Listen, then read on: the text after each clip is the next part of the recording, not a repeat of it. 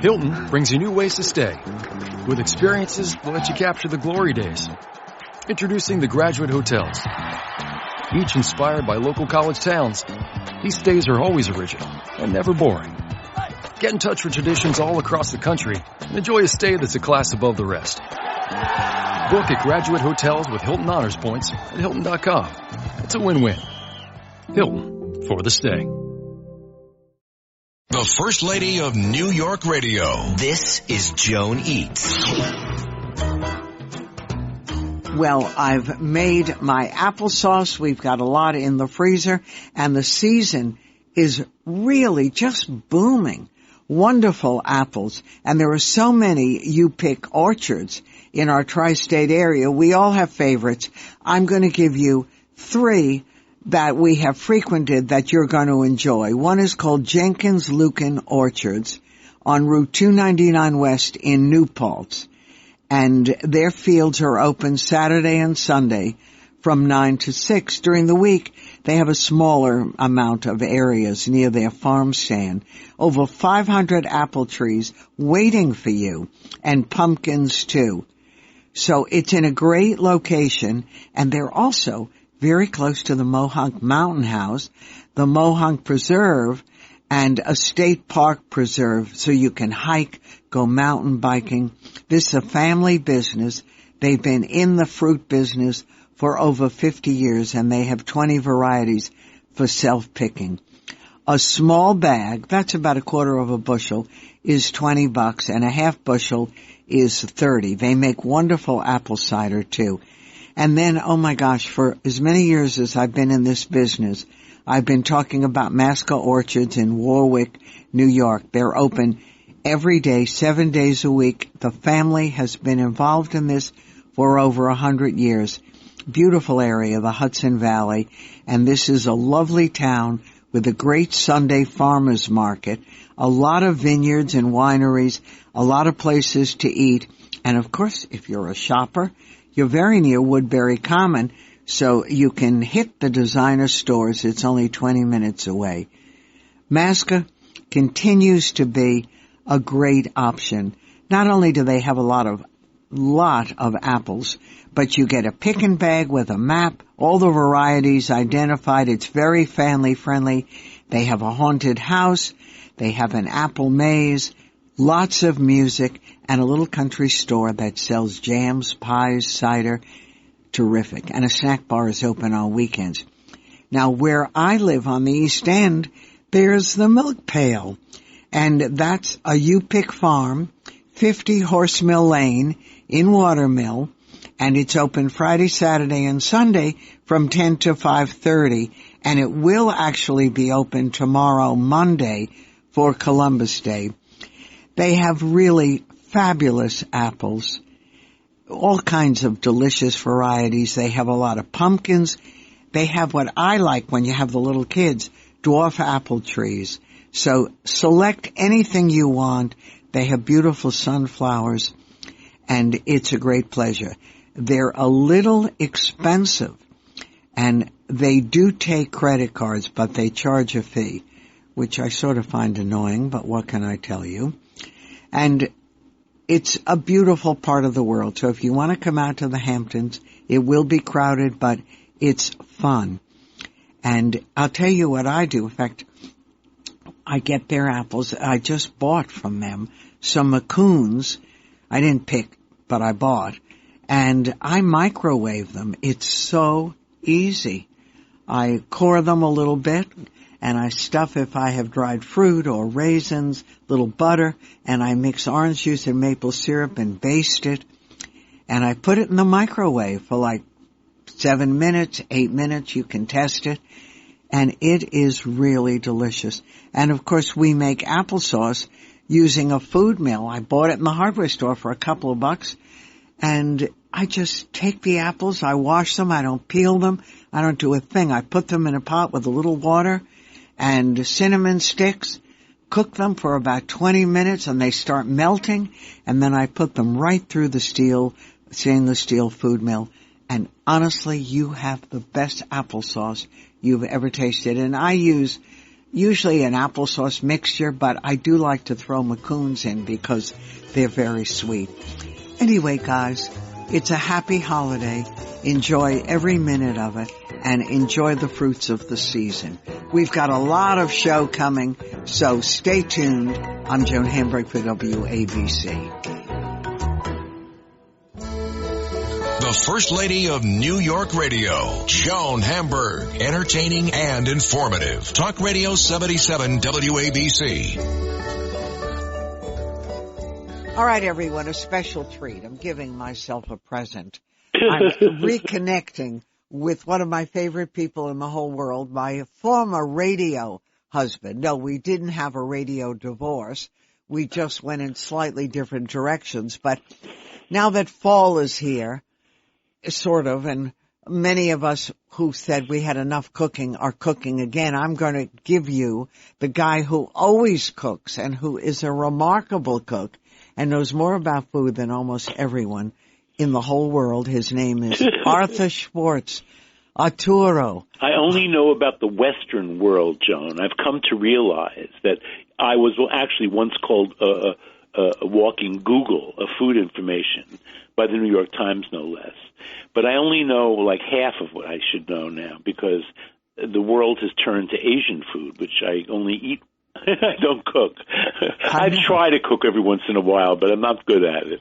No, but we love Asian food. And I love Asian food, but, you have to have a pantry. Do you know what I'm saying? You do. I don't have, actually these days I do have some basic Chinese ingredients in the house. I always have soy sauce, of course, and sesame oil and rice wine vinegar and rice wine. Yeah, a lot of the goodies. But, I make very simple homey food with that. But right now, as we speak, I am making the olive salad that goes on a muffaletta sandwich. This Explain. What is basically a cold cut and cheese sandwich, like what we would call an Italian hero, an Italian sub. Love that. But in New Orleans, where this is from, invented supposedly, and I believe, at the Central Market, which is still in business and still makes muffalettas.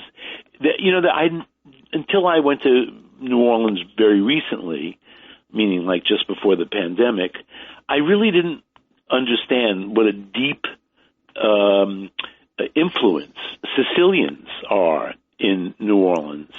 And this is one of those things. It's a supposedly originally a Sicilian bread, although I've been to Sicily many times, have not encountered this very New Orleans bread. And it's filled with a whole bunch of cold cuts, like a hero sandwich, and cheese. And what's distinctive is this olive salad. Now, you can actually buy, and even buy online, the olive salad that the Central Market sells in jars, and I bet you it's good. I'm sure. Yeah, but I decided I had to make my own. So tell me what process that is. So this is it. This is the first time I've ever done the whole salad. But there is a restaurant near me called Lowline, which is a neighborhood in New Orleans. The Lowline is a small counter and several tables only restaurant on Washington Avenue in Crown Heights. Anyway, it makes a great muffaletta and po' boys and gumbo and all those things. But I decided to try this my hand. So I look it up in books, and actually I don't have many New Orleans cookbooks because I actually gave them away to a young friend who lives in New Orleans, but isn't from New Orleans. And he has a food radio show in New Orleans, so I thought, well, he should know these books. Anyway, I looked it up everywhere I could look it up, and then I decided to make up my own mixture. So I'm making I bought yesterday 6 ounces of pitted Yes. green olives, the big green olives. So is there red? Is there pimento in them? Just plain. You know what? It's good. Some of the recipes call for pimento stuffed olives. However, I happen to have a jar of pickled sweet peppers in the fridge that I'm trying to get rid of. So I bought the already pitted ones without anything inside them, and 6 ounces is quite a lot actually. Yeah. And I sliced them as thinly as I could, and then I pitted 4 ounces of Gaeta olives, which I also always have in the house, You could use Niçoise olives. You could use so you have two kinds. Those dried, black olives. That's very good in this. But a dark olive, fewer than the green olive. And I'm in the middle of slicing them up. I pitted them myself. And then what do you do? And then wait. There's a lot more, Joan. A lot more. A couple of rounded tablespoons of minced shallot. I would say I'm gonna judge this as I go. About a half teaspoon of dried thyme, about maybe even as much as a teaspoon of dried oregano, and I would say a quarter of a cup of chopped parsley. You want some extra olive oil. Now, I'm sure that the one that comes in a jar is not going to have the oil that I'll put in mine, which is really good Sicilian olive oil. About a quarter of a cup, maybe a third of a cup, we'll see. What else is going to go in there? Oh, so I'm going to mince up these pickled peppers. And include put that them? In. That'll be the red in there. So it's very pretty, isn't it? And celery. I almost forgot an important part. So you mince the celery. Minced celery, and I would say 2 rounded tablespoons. And do you saute or is it cold? No. It's all raw. It's all raw. And then I would say let it and some pepper. I might put in a hot red pepper since I have such good one in the house. But, black pepper is good too. And then I would say let it sit for at least several hours. I am not making these sandwiches today. Fact is, I'm trying to, I'm on this ketogenic diet where I don't eat bread. And so a big treat for me is bread. So that sandwich is So the sandwich is going to be a big treat this weekend, probably. Okay, just for you guys. No company. No, it's big enough. I have to invite somebody over. Next door, Ellen and my next door neighbor, probably. Okay. And perhaps her boy. I don't know. I give things away these days, Joan. I had to bake last week. Why? Just like that? Just because, we don't eat sweets. And then when you crave sweets, you don't want to waste it on some commercial thing. So what'd you make? So I made this, and it was small. That was one of the selling points for this recipe. I clipped this from the New York Times. It wasn't in the food section. It was one of those page 3 recipes. Yeah. And Melissa Clark wrote it up, but it's what's his name from Sullivan Street Bakery recipe. Well, he's good. So he's very good. So what was it? And it's an 8-inch banana cake. Yeah, and it's not something I should be eating every day, but I don't. And so you made I gave half of it to Ellen next door. Did it have frosting? No. It's a simple cake. Go take a look. It's mashed banana, egg, but a lot of butter, and it had chocolate chips in it. And by the way, Melissa's description was excellent because she said it's light, but also toffee-like, and she was right, especially when it's fresh out of the oven. I mean, you really should cool this thoroughly before you cut into it. Sounds so good. But it ended up, it was light, but the middle was toffee-like. I think there's a tablespoon of molasses in there, and the main sugar is brown sugar, or light brown sugar. Oh, that's good. Yeah, but strangely, it had a third of a cup of chocolate bits, semi-sweet chocolate. You did add them? Of course I added them. If this is going to be a treat, I'm doing the whole thing. It sounds really good. Yes, but it didn't. The thing is this, you didn't really taste chocolate per se. The chocolate sort of added to the toffee-like consistency of the center of the cake. You're making it was an excellent cake, but, an eighth of that cake was all I allowed myself. All right, well, I'm proud of you. I think that's fantastic. I've been making apple cake, and then, the apples, of course, are abundant now. And then I thought, I got to stop this because, I am a sweet eater. You've never been a huge sweet eater. No, but now that I don't eat sweets, I crave sweets. I understand. But only certain things. I haven't had ice cream in a long time. And I really am craving ice cream lately. So what, at the end of a meal, you just... Fruit. That's it? You get We eat a lot of melon and watermelon. It's a fallacy, by the way. The watermelon is high sugar, not good for diet. I love watermelon. I love watermelon. Watermelon is sort of over now. I know. But the honeydews have been sensational. The cantaloupes have been sensational, and for the first time, they now have mandarins or clementines, whatever you call them, all year long. I don't trust it. So, but I broke down yesterday because at Whole Foods they were a serious sale. I think I paid like $4 for this big bag of mandarins. So I bought a bag, and we'll see. I had one yesterday. It was a little tart. But it's very refreshing. It helps, yeah. It's very refreshing at the end of the meal. I love it. And you know what I've been doing, because I'm trying not to eat as many sweets. So, of course, I'm sweet, but in a different direction. I make this literally 6-7 minute baked apple in the microwave. I'm not a big microwave person. All right, tell me. But I have to say that one medium apple, which is only a 4-ounce apple, right. And that's really a small apple, has as many carbs as I should be eating in an entire day. Really? I thought apples are very high carb. Well, this not is as high as, tropical fruit. Right. But still. Well, they may not do it then. And I bought apples yesterday, intending to do something with them, but now I'm not sure. Well, we made applesauce, but I also kept a few of the macoons out. And I just peeled the top. I leave the skin on. And I core it, and I put whatever dried fruit I have in the house, like I always have apricots, and I do apricots and raisins, whatever I have, dried cranberries. How long in the microwave? Well, wait, I use 6 to 8 minutes depending. You have to check. Right. And I just stuff the dried fruit in the middle with a little tiny bit of butter, and then I make a little thing of orange juice and maple syrup.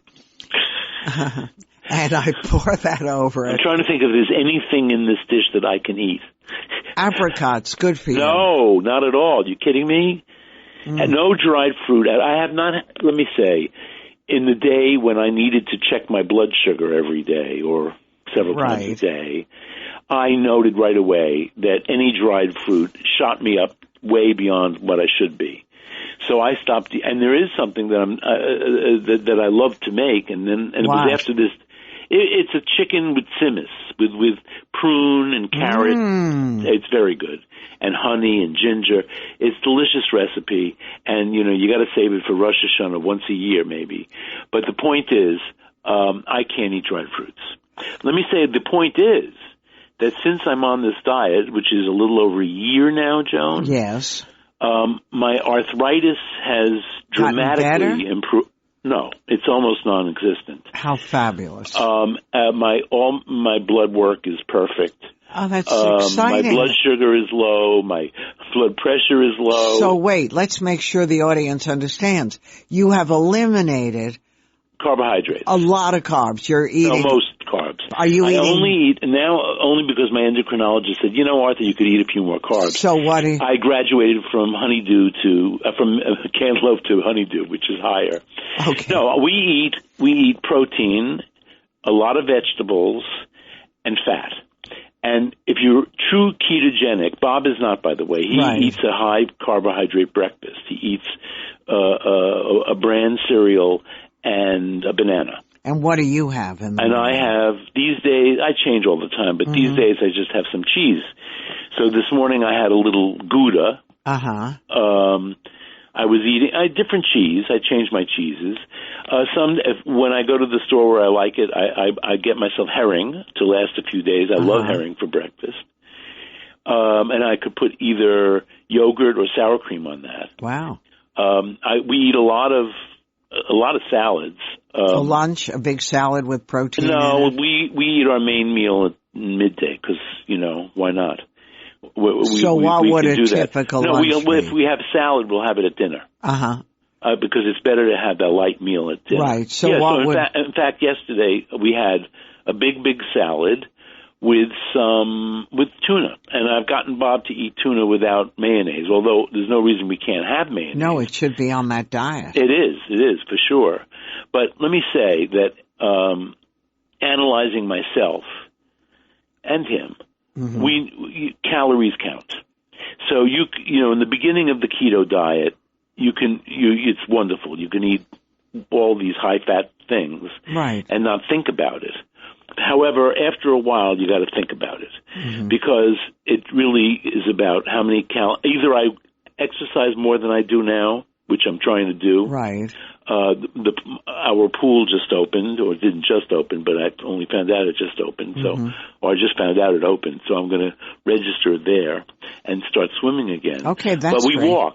But the thing is, unless you expend those calories with exercise, It catches you up. won't lose weight after a while. I mean, I'm on this diet for a year, and I've lost at least 50 pounds. Wow. And no pasta? I cannot believe I haven't had a real pasta dish since last Thanksgiving. Oh, my God. I thought of you because but Lizzie... it's not something I'm missing, Joan. It's think very that's strange. Amazing. And I was talking to a friend of mine in Rome, a Roman man, Roberto, and he had a little heart issue last year. And so he's been dieting also, and more or less low-carb diet also, maybe not as low as I am. But he said he doesn't miss pasta, and he's Roman. I know, I can't believe he misses that. bread. Well, and for me too, my indulgence is bread.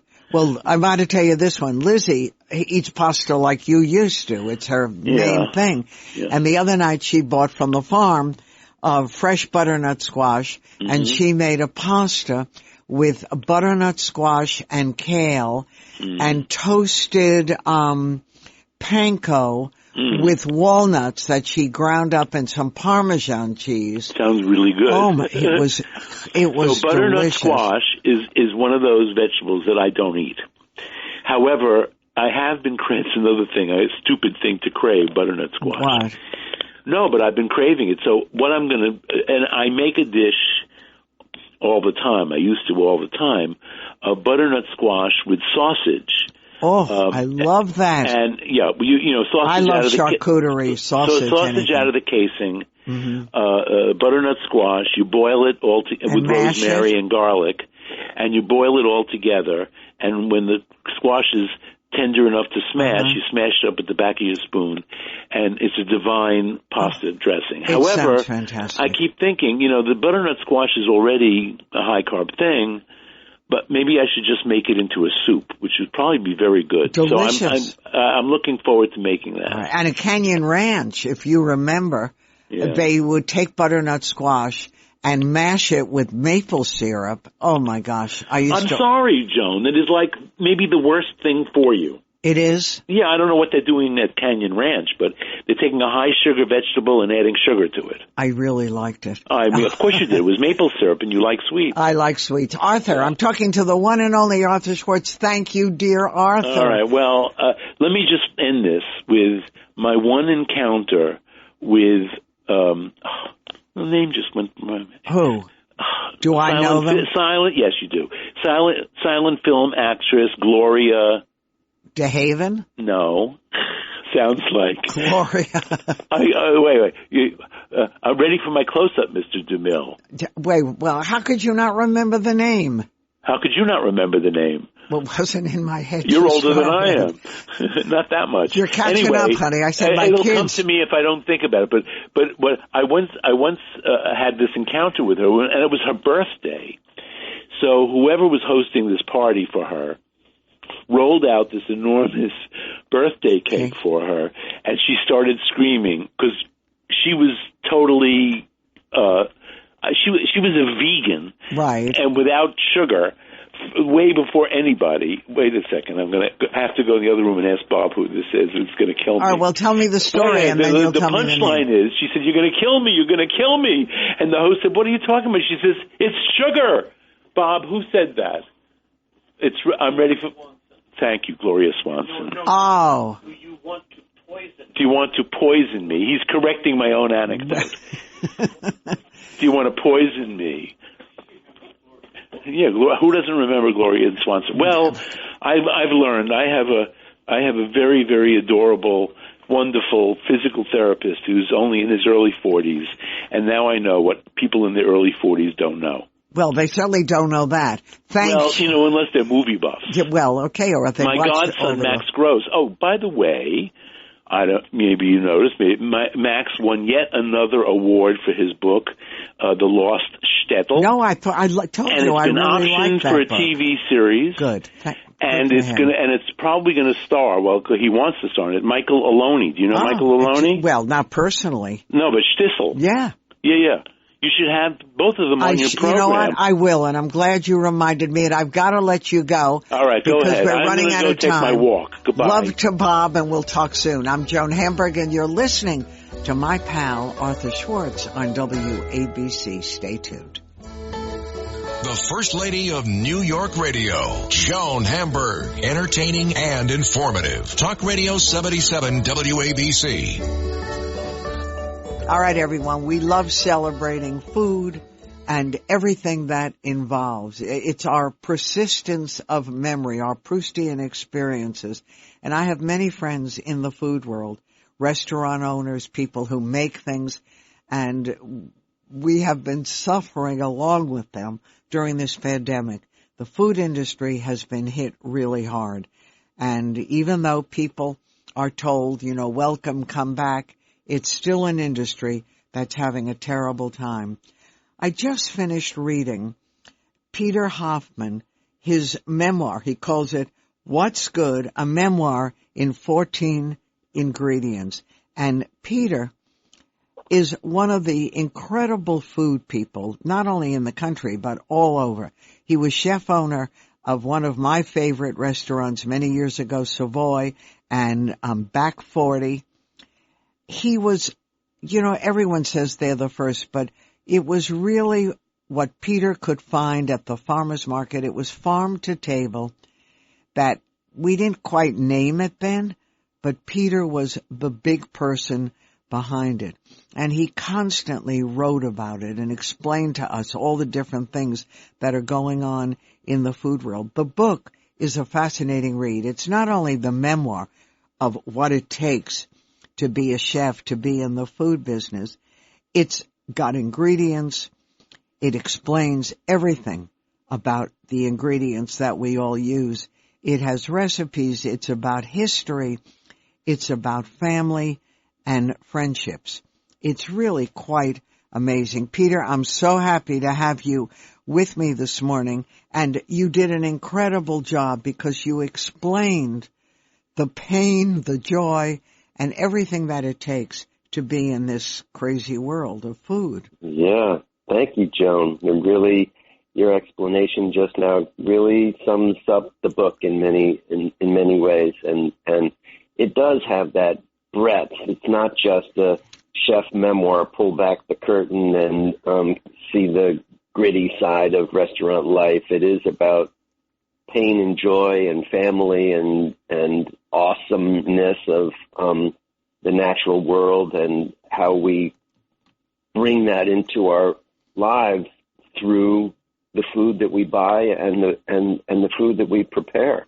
But your family, like so many families who came to this country, who made it, who want everything for their kids, your dad, he wanted you, though, to be involved in something other than food initially. Yeah, finding a career, finding a path, not following in the professional direction that he expected, or that my parents kind of expected, was tough. There was a way that they wanted to see me go down a more white collar path, and I think that there were no models out there at the time what chef world could look like as there are today. There, of course, people knew who James Beard and Julia Child were, right. But those weren't people. They were cooking teachers, or they were on television and writing books and things like that. It wasn't in the business and in the restaurant business, and so they were worried that I was just going to become a short order cook somehow. And it took a while for everybody to settle down and realize that this was both a path of passion for me and a worthy passion that was going to be fulfilling for me as an individual, and that it really is and was far more than just sort of slinging hash. It was a way to explore history and cultures and cuisines and develop technique. mastery, that there was a practice there. And my father clearly appreciated being a dentist and being really proud of his craft. He appreciated people who were developing a practice. Right. And in the beginning, it was funny. I always say, if I had come home and said to my family, I'm going to be a chef, they would have fallen on the floor. It was so out of their realm of possibility. And a couple of years later, my son, my daughter's a chef, a famous chef. So it changed. And of course, you changed the way we look at food with a little restaurant. I still remember going up the stairs. Mm-hmm. And it was so hard to get a reservation because you were really little in the beginning. Yeah, we were small. It was, we took over it. We took over a luncheonette that was on the corner of Prince and Crosby Street, which is sort of a backwater of Soho. And Soho was, at that time, was about art galleries and idiosyncratic kinds of craft businesses and things like that. And it was you and a Chinese restaurant. I remember that we used to go to. Kind of, yeah. And so my wife, Susan, and I found the property and realized that it was that it had good bones and that it was I don't know, sometimes there is feng shui to pieces of real estate, and the corner felt good and the building felt right, even though it needed a lot of renovation. And so we did that, and then we were this wonderful beacon of light in a sort of a dark and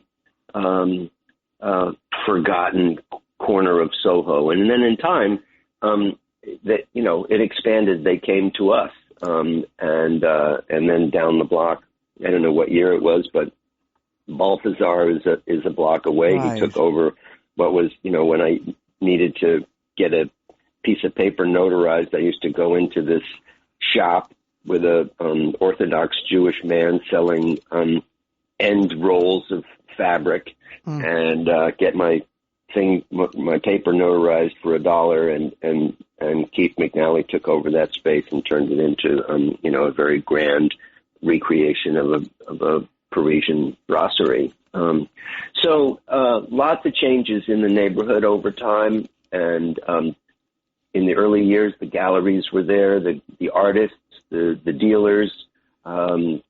So it was really the downtown creatives of New York were our clientele, and we got to know them, and we traded art for food, or food for art. And that was exciting to be part of that in that world, and appreciated by people who were creatives themselves and saw us in that light. And then in time, the neighborhood changed, and rents went up, and it became more about shopping, and then it became about brand shopping. National brands that moved in, and then it was it was no longer about creative people coming to see what we were coming up with and developing and sharing, but rather they just needed their a protein bomb after being exhausted of buying lots of things on the street, and so we were perceived differently, and the clientele was different, and so lots of changes over time as the economy changes and the demographics change. Right. I'm talking to Peter Hoffman, What's Good, his brand new memoir, in 14 ingredients. And as Peter says, I gentrified myself out of a job at one point, right. And that's what happened in all these neighborhoods. But think about, I love restaurants because they're theater, they're drama, they're family, they're home, and your restaurant had all that. It was so welcoming. And the food was so delicious, and we ate things that we didn't ordinarily eat because you knew everything in the farmer's market and brought it back, and we learned all kinds of new things. So I miss that. And I'm curious, your book is out and which is almost cathartic, I'm sure, for you when you look back at this incredible journey. But what does it take today? The world is so different in the last couple of years. What does it take to do what you do? Could someone start that journey and end up being a chef with a wonderful little restaurant? Well, I think there are people still out there doing that. I think there are a number of things that have happened, even pre-pandemic. Areas like Soho, where the rents had gotten so high, then young entrepreneurial cooks were going further out into the boroughs, or actually choosing not to be in New York anymore. That sort of in that right. Searching for a balance of life. How much time do you spend commuting? What do the neighborhoods feel like? I mean, 20, 30 years ago, there weren't good restaurants really in all the secondary and tertiary cities of the United States. And people started to go like, I don't need to pay this rent. I don't need to spend an hour and a half each way commuting. And they moved to Knoxville and St. Louis and Columbus and, all kinds of cities that now support chefs doing thoughtful cooking. And so that's a great thing. And as I said, that's pre-pandemic. Another change that occurred, and it is sort of during the time of the pandemic, is people started to say, how do we cook? How do we build businesses that aren't just about chasing rich people's dollars? Right. That I want to do something creative and interesting and artistic, but is not just wanting to be in pursuit of the top tier of cooking for the 1% or, just under that. And I think there's some very interesting models that people are have come up with. One, of course, is there were, again, pre-pandemic, there were people doing pop-ups that they said, I don't need to have a full-time restaurant and a bricks and mortar place. I've got my skills right here in my knife bag and in my hands, and I'm going to do it. I'm going to let people know. I'm going to do it through Instagram or whatever, and people will show and they'll give me some money and we'll move on, and I can pay my rent from a one-off kind of thing. But I think also that restaurants during the pandemic started to see that there were ways that they wanted to try and address certain equity issues and not just do their work and then do a gala dinner and donate their time for that single night, but rather say, I have skills. Can I cook for multiple streams? Can I enter the marketplace in at different levels in different kinds of ways? So I think that's one thing that we're going to see continue to develop and express. And so that even now there are in the way that Jose Andres has been out there in the world with his organization and then hiring kitchens, hiring restaurateurs to help address the issue. And as I said, it's not just on a one-off basis. It's those kitchens, those individual houses have multiple revenue streams, and some of it's cooking, and they're cooking for different populations. So I think there's some interesting things but there are challenges, right? In the same way that Savoy pioneered the idea of buying good ingredients and educating our diners about what goes into good ingredients and why they might pay more for food in my restaurant than they do somewhere else. I think the same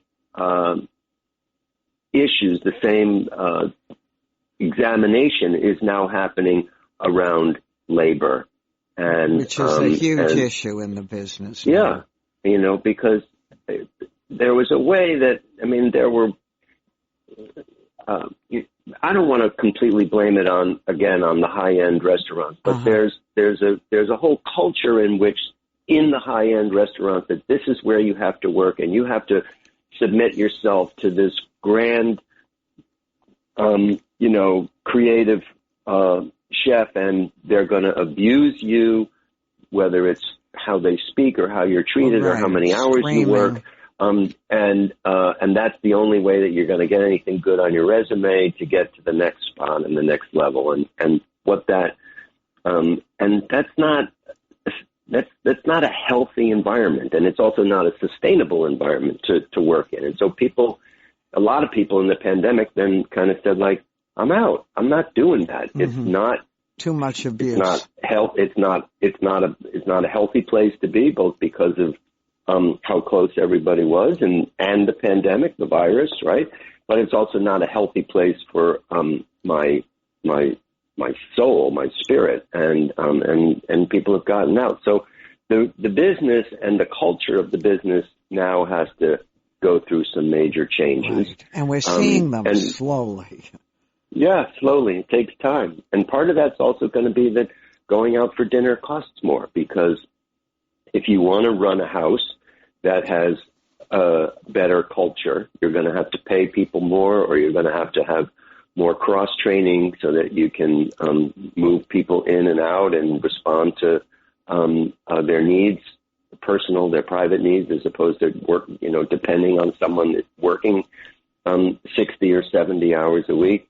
And that means that it's going to cost more to go out for dinner. And I guess I feel in some ways like that's a good thing. And it may cause a retraction in the number of businesses or the health of some businesses.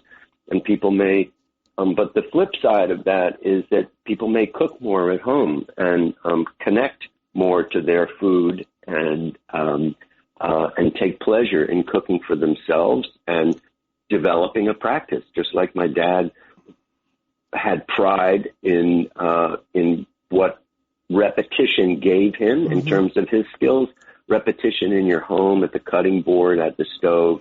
Those are wonderful, self-gratifying kinds of experiences as well. Without any issues there, but still, because so many of us have spent the last couple of years, 3 meals a day really in the kitchen. And I love the kitchen. I love to cook, but the pleasure of having a wonderful meal in a special restaurant, I think we're going to see a lot of that. I'm talking to Peter Hoffman, and his memoir, What's Good, takes you on an incredible journey through a very different time in New York and really up to today, and all the people you meet who crossed Peter's way, including Anthony Bourdain. You knew him when he first started out, and explain he too, you're sort of like the high end, but he was taking a lot of shortcuts like chefs were doing then to try to raise the profit.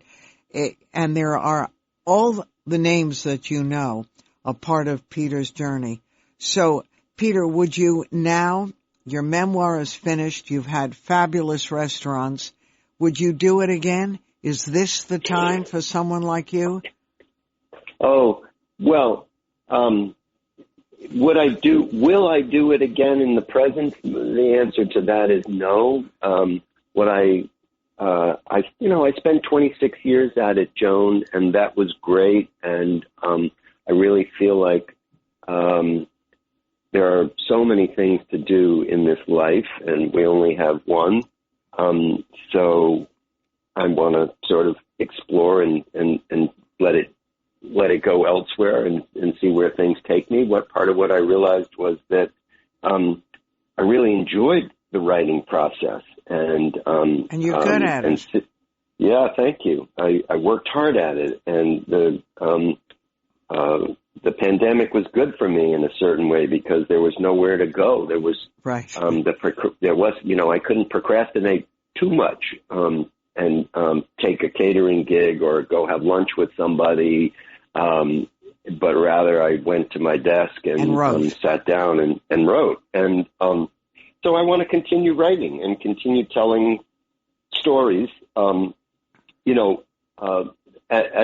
As you said, the title of the book is What's Good, a Memoir in 14 Ingredients. And the ingredient side of the book, if the memoir chapters are about the business of cooking and how I developed as a chef and what it was like to run a restaurant, the other side of the book is what thrills me. What are my passions? Who are my muses? And that's the ingredients. And so I had a wonderful time learning more deeply about the foods from my farmers at the market, but also doing research and pulling ideas together that I'd previously had, but hadn't had to really develop in a coherent way. And I had a great time writing the ingredient chapters. And I think that part of what they do is, or my hope that they do for the reader, is they get us out of the head of thinking that we're in charge of the universe, that we have control or dominion, and rather that cooking by the seasons, which I do, and going to the farmer's market reminds me and gets me back in touch with what the seasons are, that the natural world, the growing world, plants, is a miracle, and B, happening, without us, and that the planet is being shaped by forces that we can't control, or we mess with, and are changing, around climate collapse and things like that, but that that cooking by the seasons becomes a lesson to me and hopefully to the reader of not thinking that humans are in charge all the time. Right, Peter Hoffman. Peter, I'm going to make sure everyone knows I'm talking to you. What's Good? And as I learned in the book, one of the last green things that are happening are leeks. And when I went to my farmer's market the other day, I looked at my leek and said, I know what to do with you that I never thought about before. I know how to keep you for a while so you can bring your deliciousness for past the season. I thank you so much, Peter. We're going to follow you, Joan. Yeah, and I was so thrilled when you and your people reached out. You were a big fan of Savoy for a long time, and people would come into the restaurant and say, "Oh, Joan Hamburg mentioned you on the show," and I would go like, "Who? What? I don't even know she was in the restaurant." And it took many visits, I think, before I finally got to say hello to you and thank you in person in the room. And so it's so nice to come full circle now and talk with you today, and that you spent the time with the book that you did. I'm very proud of what I've written, and I'm so glad that it resonated so much for you. It did. I thank you. And regards to your family, I wanted not only to make the pie that your wife makes so wonderfully well and was in the book, I want you to go to her house and eat the pie that she made. All right, Peter. We can take care of that sometime. Continued success. What's Good? A Memoir in 14 Ingredients by the one and only Savoy's Peter Hoffman, and so many other food adventures and journeys. I'm Joan Hamburg. You're listening to WABC. The First Lady of New York Radio. This is Ask Joan.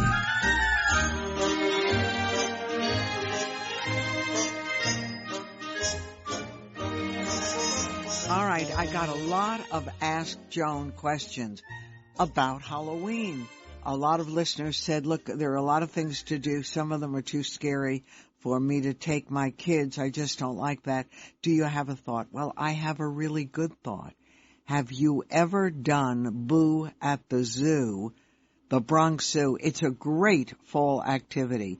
If you love Halloween, you love the zoo, get your costume on, dress up the kids, and head out, because they have magic and mind-reading shows, pumpkin carving demos, all kinds of things. They also have animal-themed costumes, stilt walkers, animal puppets. It's a lot of fun. So it's called Boo at the Zoo. You get in the spirit of the season, and there are music things going on and lawn games and food, and even at night they've added night walks that go through the zoo. It's something I love. It's at one of the great zoos in the world. Go on to BronxZoo.com. Particularly, it's on weekends at the zoo, and it's through the 31st, Halloween. So enjoy every single minute. Take the kids, and if you've never been to this zoo, that alone is a treat. All right, guys, we're coming up right to the hour, 3 o'clock. I love your sharing the show with me. We do it every Sunday at 2 o'clock. And don't forget, we do podcasts. We've got 2 of them. We podcast the show. We have another podcast called Let Me Tell You. We're on Facebook, Instagram, you name it. They're dragging us into this century. I'm Joan Hamburg. Enjoy the rest of your Sunday. We'll do it again.